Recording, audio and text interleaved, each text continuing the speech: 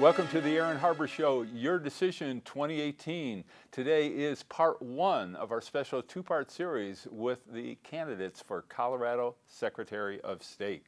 My first guest is the incumbent, Wayne Williams, the Republican nominee. Wayne, great having you on the show. Thank you for having me back, Aaron. I appreciate it. It's always good to have you on. And his Democratic challenger, Jena Griswold. Jena, thanks for coming back as well. Oh, my pleasure. Thanks for having this show. And congratulations for winning your primary, by the way. Thank you. Thank you. I appreciate it. So, Wayne, I'm going to start off with you. You're the incumbent Secretary of State. What would you list as your top accomplishments right now, looking back on your current tenure before your second term? There's really two parts of the office. One is on the business side, where we have made it easier than ever before to register a business, to do business with the state. We've put more offerings online, so you don't have to come to Denver in order to transact business. You don't have to come downtown, find a parking spot. You can do it 24/7 online. That's true as a nonprofit. It's true if you're engaged in bingo raffle. It's also true if you're a business, and we've worked actually recently with the governor's office to unveil mybiz.colorado.gov that actually walks you through the process of starting a business in Colorado. We've added 100,000 businesses during my time as Secretary of State. We've done that with the lowest business renewal fee in the nation. My office doesn't receive any tax dollars. We run simply on these business fees that are the lowest in the nation. On the election side, we have the highest percentage of registered voters in America. We have worked with the legislature to enhance and make this process better. We've passed 25 bills of the 29 that we tried, working with bipartisan groups, with sponsors everywhere from Joe Salazar to Justin Everett. And we've done that by working together and working cooperatively. We've established a great working relationship with the county clerks.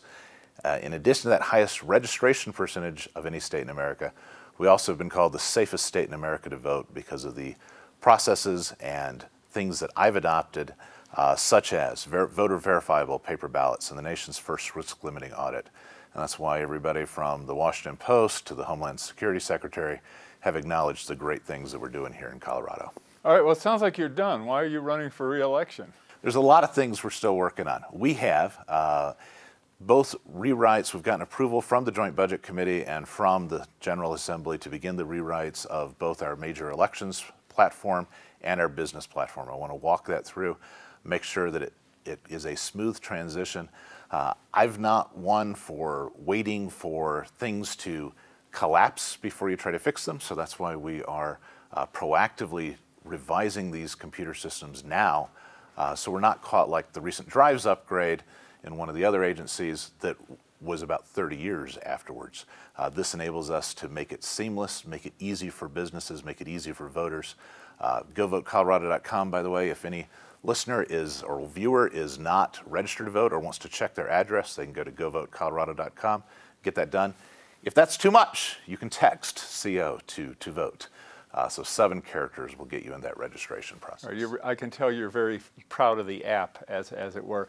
I'm going to be critical of you later because when you first ran, I had a criticism of the office, which I will revisit, and that criticism still exists. So I'll beat you up on that later. Okay, I'm ready. So, Jena, tell me what your top goals would be if you were elected Secretary of State. Well, I fundamentally believe the Secretary of State's duty is to continually try to make it easier for eligible people to vote. Whether they're Republican, Independent, or Democrat, if you're an eligible citizen in Colorado, voting should be easy. So along those lines, my top priority is expanding automatic voter registration, which will increase participation by increasing registration. I also plan, and I hope we get to talk a little bit more about cyber and IT. I think there's a lot of work that needs to be done. We have taken positive steps into the future. But at the end of the day, Colorado was one of the 21 states targeted by Russian cyber attack. And we're in an atmosphere where Republicans in the U.S. Senate, in the U.S. House, and the White House itself has fought against bills that would bolster our cybersecurity by expanding grants to states. And Wayne actually fought against resources from the Department of Homeland Security, which he has been using for the last year, but fought against those initially. So I plan to really fight for Colorado on the cyber side and take us into the future. And along those lines, look, our statewide voter registration system, which is automatic and real-time poll book in Colorado that we need to have work on election day has gone down in 2010, 2014, 2016 under Wayne's watch. And when it goes down, it causes those 2 to 3 hour lines. So I plan to fix that. And I hope we talk about these issues in more detail. But some of my other big priorities is stopping dark money, and that's secret political spending in Colorado state politics and state races. I do believe dark money is crippling our democracy, and it puts up barriers to everyday people having their voices heard and making decisions with good facts. So I plan to lead the charge on that, and also make the Secretary of State's office into a small business resource center. And again, I think Wayne has taken steps in the right direction, but there's a lot more we can do to provide tools to small business owners, because the last thing we want to do is have new business owners that are literally pulling themselves up by their bootstraps get caught in governmental red tape and hit with fines. So that's why I'm running. I fundamentally believe there's more work to be done to make voting easier, to increase participation, and to make the business side more compatible and easier to access for Coloradans. One of the things you've argued is that the Secretary of State's position should be a full-time job and an exclusive job. Talk a little bit about that, and I want Wayne to talk about that too. Sure. I believe that we have major issues on the horizon in Colorado. Again, our elections were targeted by Russian cyber attack. They weren't compromised. But before the National Secretary of State, Rex Tillerson, was tweet fired a couple months ago, he already said other adversaries are looking into our elections. At the same time, SCORE, our statewide voter registration system, has a history of not working on election day. I believe that in a state as good as ours, we have some of the best IT minds in the nation, if not the world here, in the public sector and private sector. I believe that we can fix our statewide voter registration system so that it works for 12 hours, at least on election day. And to accomplish those, I think we need a full-time Secretary of State. And one of the things that I vow to do is be a full-time Secretary of State. I think that's the ethical thing to do. And I think it brings up an appearance of a conflict of interest and an appearance of an abuse of power if you have side work. And I won't as Secretary of State. And you were critical of Wayne in terms of additional work he did. Are you still critical of him in that regard? Yes, I am. I would ask him to disclose his clients. I think that we need to know, the people of Colorado deserve to know who he's representing on the side. I think it's unethical to appear on behalf of private clients while serving in a statewide elected position before state bodies, such as the Civil Rights Commission. And you know, at the end of the day, it's up to the voters, but it's something that I disagree with. And all I can say is that I vow to be a full-time Secretary of State because government transparency is really high on my list. In a democracy, the actors, the elected officials, owe it to the public to be transparent so that there's honesty and transparency, and the folks of Colorado can decide whether they agree with what the official is doing or not doing. All right, well, Wayne, there was a long list of comments that I want to give you a chance to respond to before we go to the break. But start off at any point, maybe with the side work issue. And what's your take on that? I am a full-time Secretary of State. I work between 50 and 60 hours a week. Unlike past Secretaries of State, I have been in every single county in this state multiple times. That was my pledge. That's what I've fulfilled. That's why county clerks across the state know me, welcome me in their offices, and it's why a majority of the Democratic county clerks have endorsed me. So I'm proud to have their support. So you're saying the majority of the county clerks out of 64 counties, a majority of those who are Democrats have endorsed your reelection? Majority of the Democrats who've endorsed have endorsed my reelection. That is correct.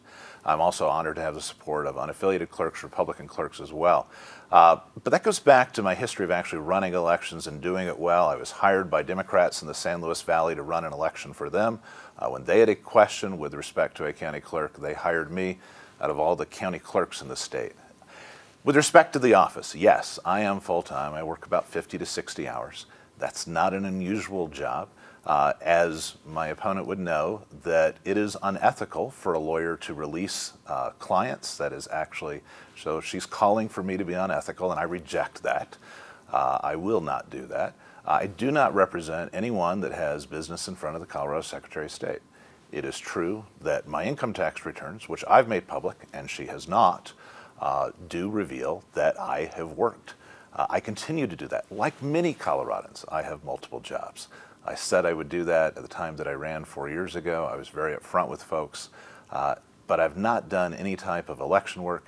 It's not unusual for an elected official to do other things, whether it's write a book like our governor's done, whether it's teach at a law school part-time like various attorney generals and others have done in the past. I practice employment law. That isn't in front of my office. My office oversees elections and business filings. I do not represent anyone that is dealing with any matter in front of the Colorado Secretary of State's office. All right, so that's a very clear break, if I can continue. It is my belief that the people of Colorado deserve a Secretary of State who's going to do the job, who has experience managing and running an office. And my record shows that we have done just that. With respect to other issues. Well, hold on. Let's wrap up this issue and go ahead, Jan. Sure. So first, it's not unethical for a lawyer to release their clients. They first have to ask their clients, and then they can release those names of the clients. And I think it's well. Just to clarify this, and I apologize. So, are you talking about you're representing clients that you were already engaged in terms of ongoing cases, or are you talking also about new clients that you take on? I represent folks. I've got two major items of work that I do. One of those has been a client, actually both of those I've worked with for decades. And so I continue to do some work for them. My wife Holly and I have 4 children. We are helping through the process of college and other processes. And I think, what I do at 10 or 11 o'clock at night, which is when most of my filings have occurred, is certainly appropriate. But again, never in anything in front of the Secretary of State's office. There's a very clear line. Okay, Jenna, and I apologize sure, no for problem. interrupting. To clarify, it's not illegal or unethical to release your clients. You have to ask them first.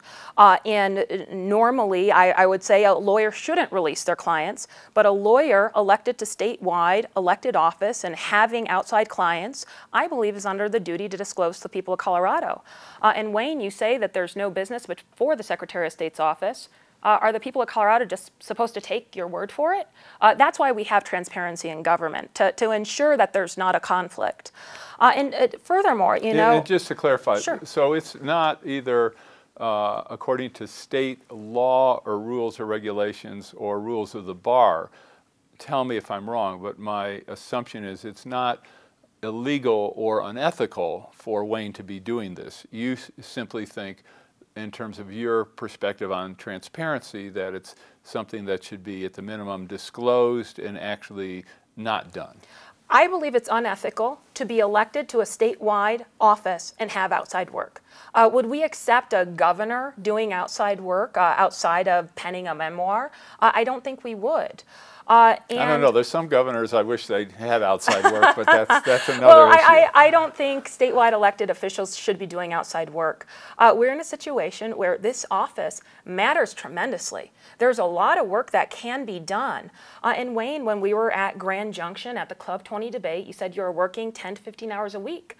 That's what, 40 to 60 hours a month. When our statewide voter registration system... But he said he was working at the office? No, outside, on outside materials. Okay. So working for outside clients, 10 to 15 hours a week.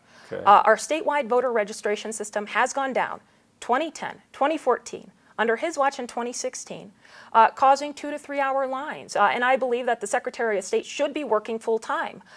And furthermore, look, we are in a situation where it's really should be all hands on deck, and I believe there's a duty to be absolutely full-time and to have a transparency. And one of the things that So if he's working 50 to 60 hours a week, that's certainly more than full-time. You don't mean full-time, you mean exclusively, really. Exclusively. Legal filings come when legal filings come. So Wayne, he's in federal district court right now on behalf of a client. Incumbent, there are set legal filings that he has to hit. What if we have a major issue at the Secretary of State's office at 10 p.m. at night, right when his filing is due? I believe it should be an exclusive job, and if full-time for that week means 90 hours, it means 90 hours. If it means 50 hours, it means 50 hours. But your full attention should be able to be on that office. Drop of a dime, you can, if you have your outside hobbies, you're with your family, you can go back and say, I'm elected to this office. The people of Colorado have entrusted me to do this role, and I'm available to do it. Okay, so clearly he's disclosed that he has outside work by releasing his income tax returns. Well, he disclosed he had outside income, which under federal tax law, it could be residual income, and he may not have been working at all. He admitted to having outside clients at our Club 20 debate. Okay, so just out of curiosity, why haven't you released your tax returns? So I just followed federal law or Colorado law, and that Colorado law says you can either do a personal disclosure or a tax return. Wayne decided one route, I decided a different route, but I'm definitely following Colorado law in that. And right now, look. Would you be willing to release your tax? Sure, absolutely. I think it's a matter of transparency. To really underline my commitment to this office, I've wound down my legal practice. I have no clients right now because I do not believe that you should be going into an office with residual legal work. So it was going to happen at one time or another, hopefully if the people of Colorado support my candidacy and we win this race. So I'm 100% committed to being full-time exclusive Secretary of State and fighting for the people of Colorado. I'm sorry, but we have to take a break. We're going to be right back with our candidates for Secretary of State in just a moment. For information on how to help promote civil and mutually respectful discourse and support expansion of the distribution of our programs, please email info@harbertv.com. The Rex Howell Broadcaster of the Year Award recognizes an individual who, through leadership, skill, and dedication, is advancing the broadcast industry in our state and our nation. Tonight, we honor Aaron Harber. Aaron has worked extensively in the media as a host, producer, political and economic commentator, and columnist. Today, the Aaron Harber Show is the focus of his media involvement. Aaron, it is a privilege to present you with the Rex Howell Broadcaster of the Year Award. Congratulations.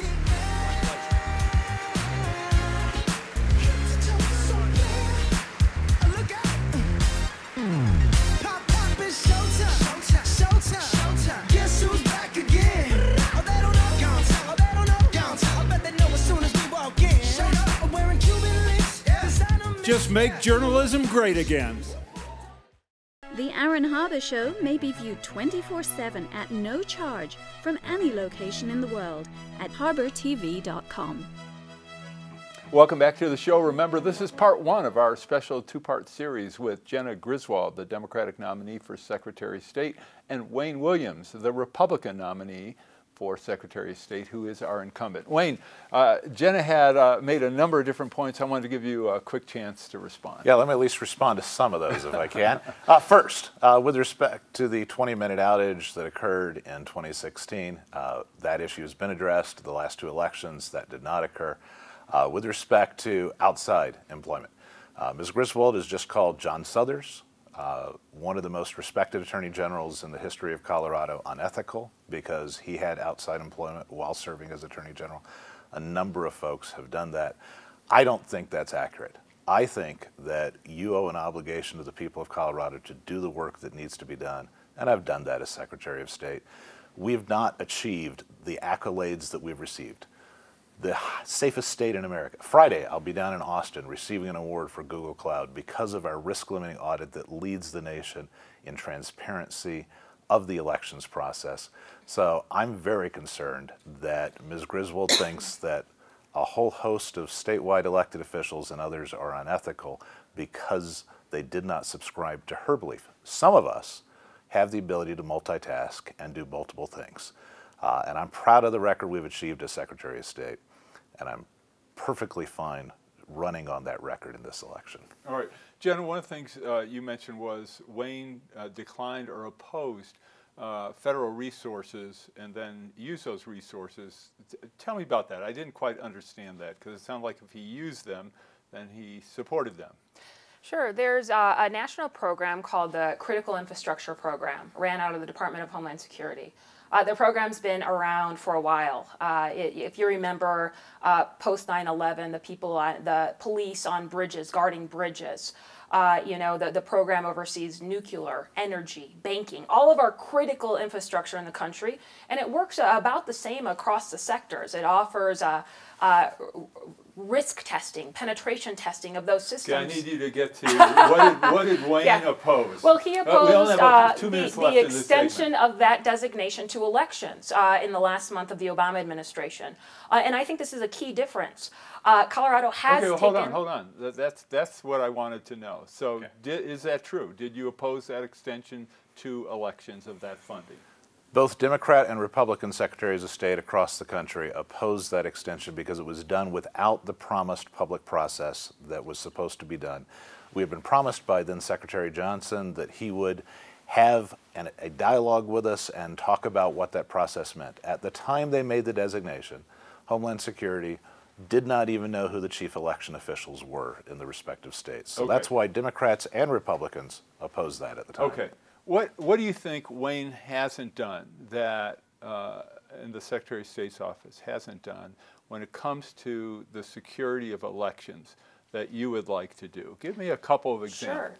Sure. Well, I think he has taken positive steps forward. And we were seen as one of the safest states, thanks to our legislature of having the foresight of going to paper ballots and risk limiting audits. At the same time, we received a B in cybersecurity from the Center for American Progress, and I believe a B ranking is good for chemistry class in high school, not good for our elections. And the Secretary of State's office just did an experiment and an exercise with 24 county clerks where they issued phishing emails. And if they were real and the links clicked in the phishing emails were real, they'd open up a door to hackers. The links were clicked 757 times. Well, what I will do By is... whom? The county clerk's offices By in staff, an exercise. by staff in an members exercise. of Boulder, Larimer, Well, in clerk's whatever. offices. So I just think it underlines we have taken positive steps forward. There's a lot of work that has to be done. And we have to double down on cyber. I will fight for resources. If the Department of Homeland Security says, hey, we have some resources to help you make your election secure, I'll say, of course, we'll take them, double them. I'll be calling on our Congress people to actually fund election bills in Congress. I'll be calling on Senator Gardner, Senator Bennett. I believe this is a nonpartisan issue. It's about the security of our nation. It's about the future of our democracy. And I'll fight for Coloradans. All right, we're going to have to take our last break. We'll be right back to wrap up with Wayne and Jenna. For information on how to help promote civil and mutually respectful discourse and support expansion of the distribution of our programs, please email info@harbertv.com. I'm Aaron Harber, host of The Aaron Harber Show. You can follow the show on Twitter for instant notification of new episodes, live event invitations, outtakes, and behind-the-scene photos. And tweet us your topic and guest suggestions today. I'm Aaron Harber, host of The Aaron Harber Show. I very much would like to hear from you about the program, so please send me an email with your thoughts. You can suggest what topics I should cover, what guests I should invite to be on the show, or even what specific questions you would like me to ask. This is your program, so send your suggestions to aaron@harbertv.com. I promise to personally read every one, so email me today. And most of all, thanks for watching. Join me and watch The Aaron Harber Show. Watch The Aaron Harber Show. Watch The Aaron Harber Show. Watch The Aaron Harber Show. Watch The Aaron Harber Show. I'm Reverend Jesse Jackson. Watch The Aaron Harber Show and keep hope alive. The Aaron Harber Show may be viewed 24/7 at no charge from any location in the world at harbertv.com.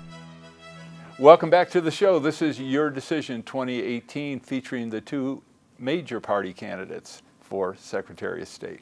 Okay, Wayne, I want to give you a chance. I know we only have a few minutes left in part one here in this program, but give you a chance to respond to some of those. And also tell me about some of your ideas of what you'd like to do next in the cybersecurity arena.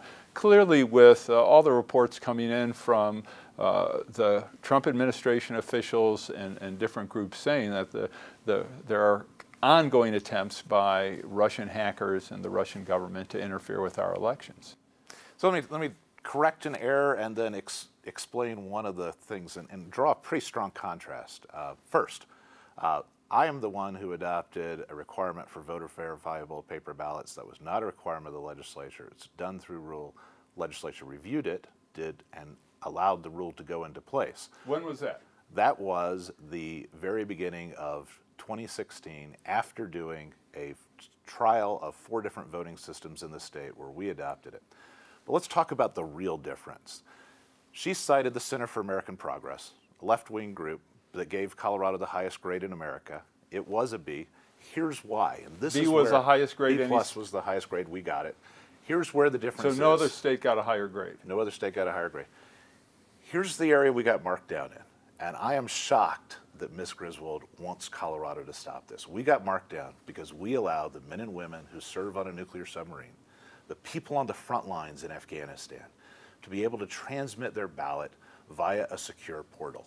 That's what Colorado got rated as unsatisfactory by this group. I absolutely and categorically reject her attempt to disenfranchise the military and say they cannot vote unless they can be in person with a paper ballot. There is no mail delivery on a nuclear sub underneath the polar ice cap.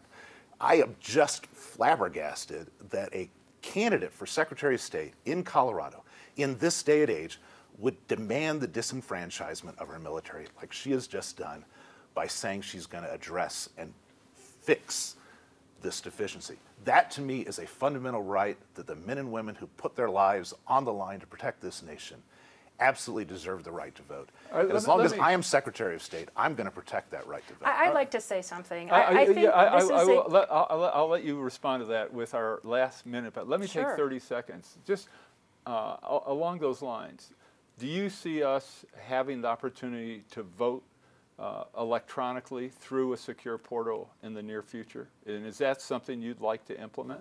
I think for those who have a specific need, so we're talking about UOCAVA voters, that's what they marked us down on.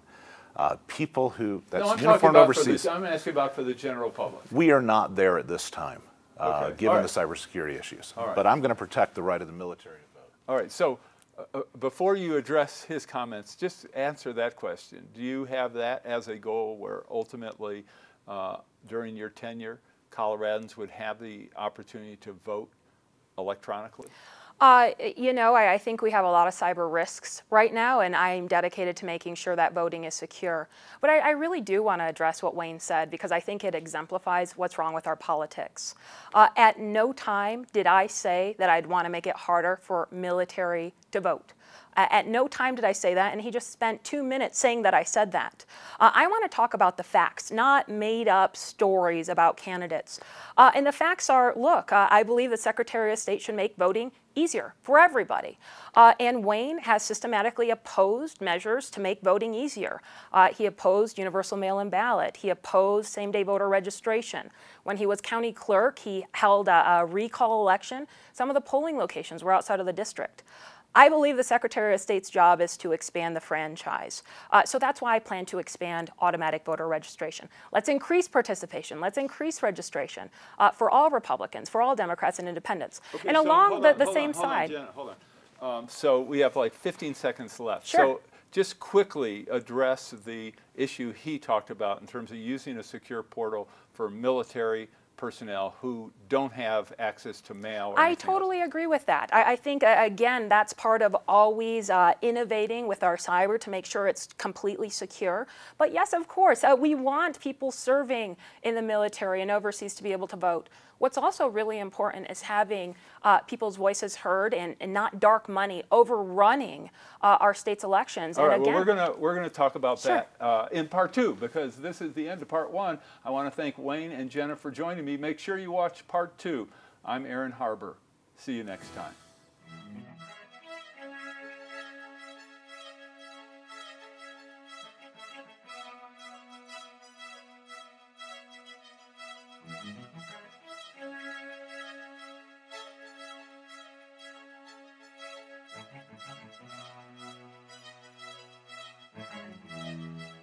please contact us. We want to hear from you. And thanks for watching.